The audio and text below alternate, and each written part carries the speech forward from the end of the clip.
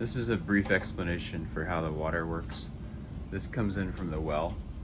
It's the white thing that's next to the driveway. And it pumps it into here. This right here is, I don't know what it's called, but it's filled with a little bit of air. And so they compress the air. There's an air bubble on the top. And then the water sits in the bottom, and as they compress the air, it pushes down the water and it creates the pressure to the house. So two things to know: one is the well's electric, and two is this compressor's electric.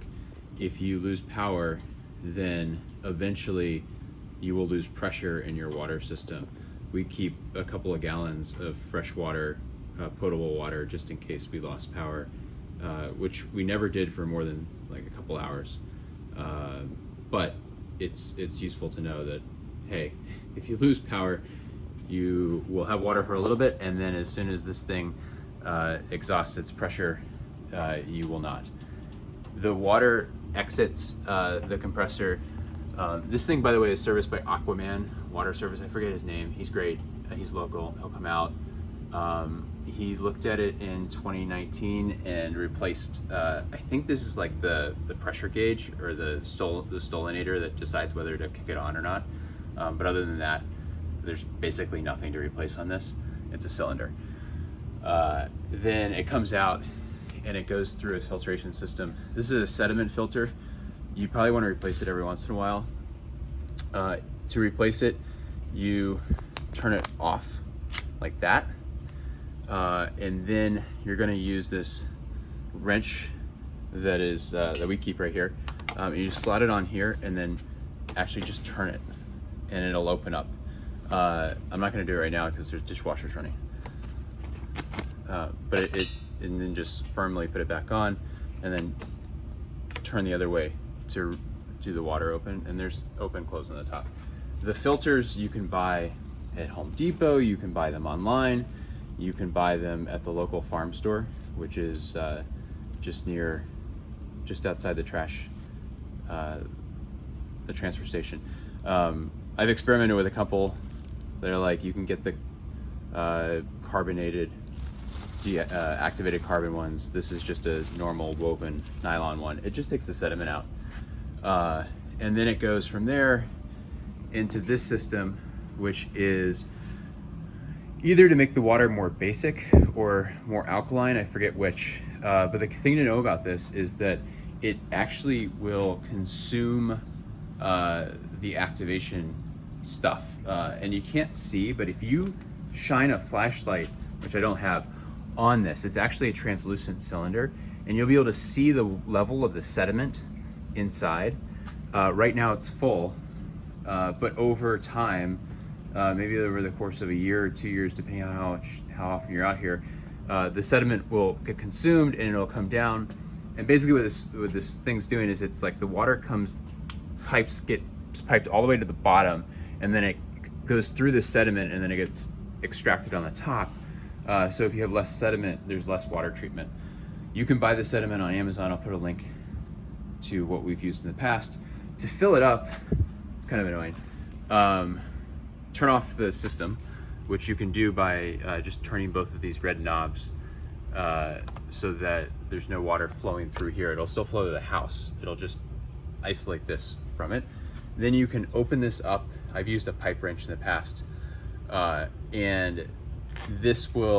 then use this piece of PVC or whatever this is to siphon out a little bit of water. But then you can literally just pour the sediment mixture straight into the tank, and then you just close it off and reopen it. So it's all mechanical.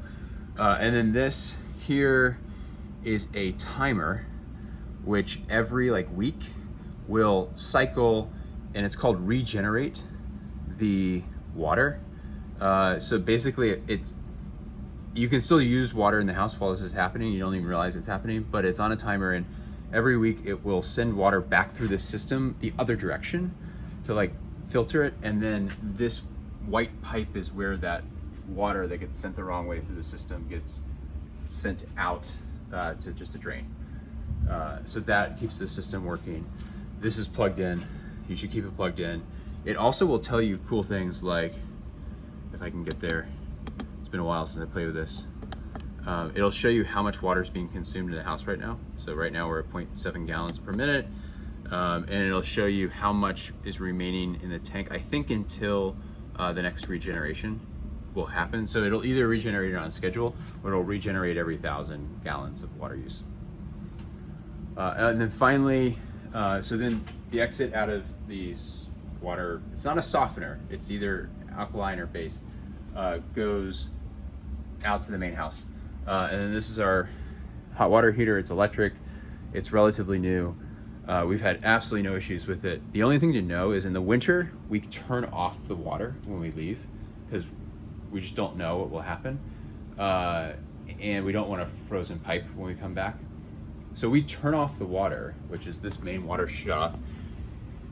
You probably want to turn off the hot water heater too, so it doesn't burn itself out, which there's no like on-off switch here. So we just go to the circuit breaker and flip the water heater off.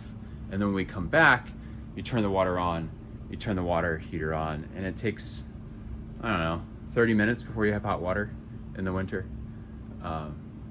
Yeah, that's about it. Oh, I keep going. Sorry, it's like a massive video. There is up here, that's your egress. Those are your two pipes that are leading out to the outdoor shower. One is hot, one is cold. And they don't need to be drained in the winter. But if you wanted to drain them, there is a drain port here for one of the pipes, and there's a drain port here for the, I guess that's a hot water pipe. The other outdoor faucets I have never ever drained, and we've been here through a couple of hard winters and had no issues because they're properly installed. We haven't had issues with these, and I don't drain them either. That's about it for the water system.